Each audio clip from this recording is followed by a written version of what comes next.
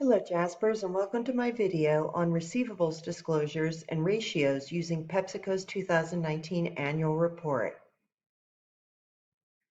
You'll see that on PepsiCo's 2019 balance sheets, all receivables are summarized in one line.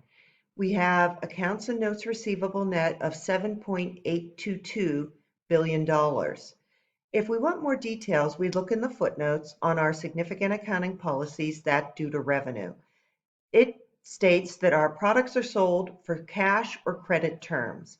And more details about the credit terms, which you learned about in the chapter, are that they are typically require payment within 30 days of delivery in the United States and generally within 30 to 90 days internationally, and may allow those discounts for early payments that was talked about in your books. Remember, you learned about terms like 2% discount if you pay within 10 days, net payment in 30 days, which is called 210 net 30 in your book. We estimate and reserve our bad debt exposure based on the experience with past due accounts and collectibility, write-off history, and aging of the accounts receivable to see just how many accounts are how much overdue.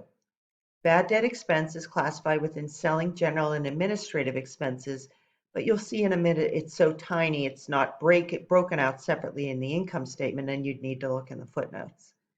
So, to get more information, we can look at Note 15 of PepsiCo's 2019 annual report and 10K, which has supplemental information on several financial statement items it did for receivables we saw last time, in addition to these receivables.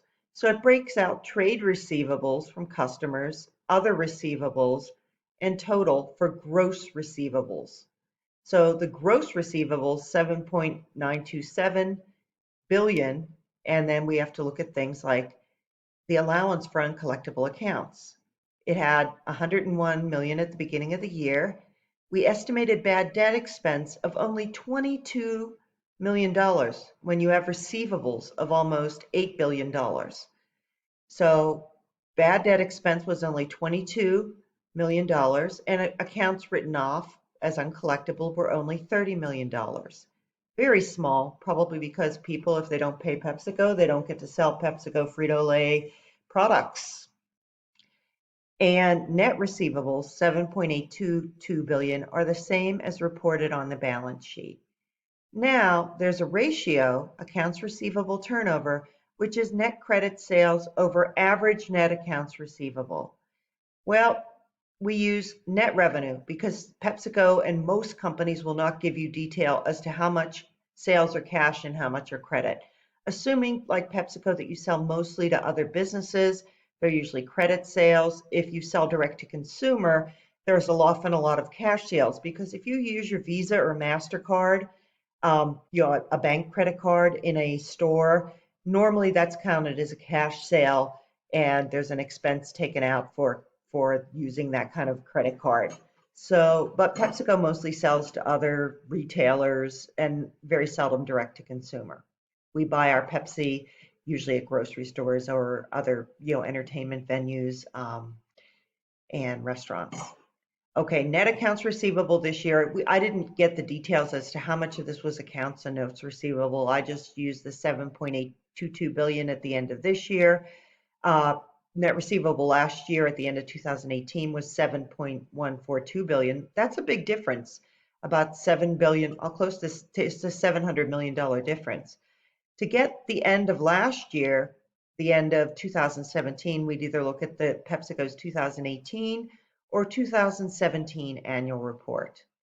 Note that when we do this calculation, on average, PepsiCo collected its receivables 8.98 times, almost 9 times.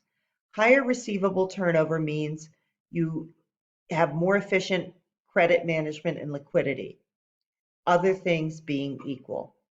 Remember, if you collected your receivables 12 times a year, that would be every 30 days. Looking at 2018, we collect a receivable 9.13 times.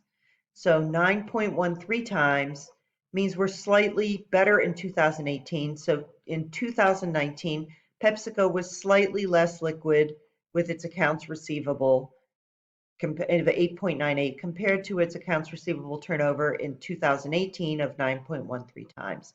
Not a big difference. An easier way to understand and a way to just speak about it more generally is to have the average collection period.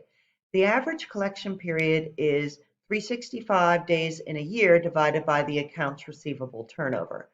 Like the accounts receivable turnover, it's a liquidity ratio measuring the short-term ability of a company to pay its debts. Unlike it, though, it's interpreted in the opposite direction.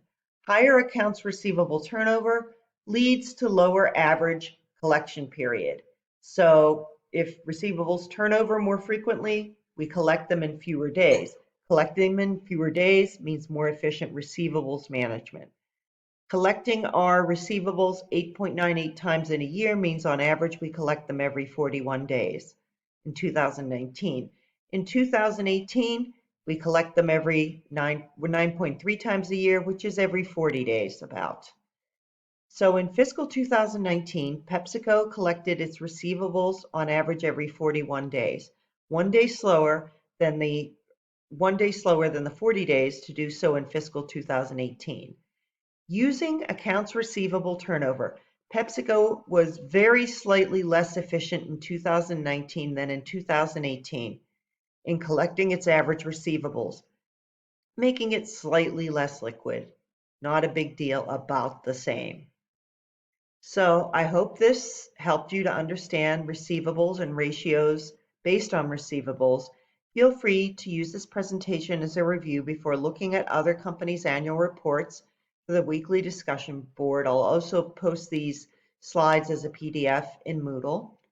Good luck and get started, Jaspers.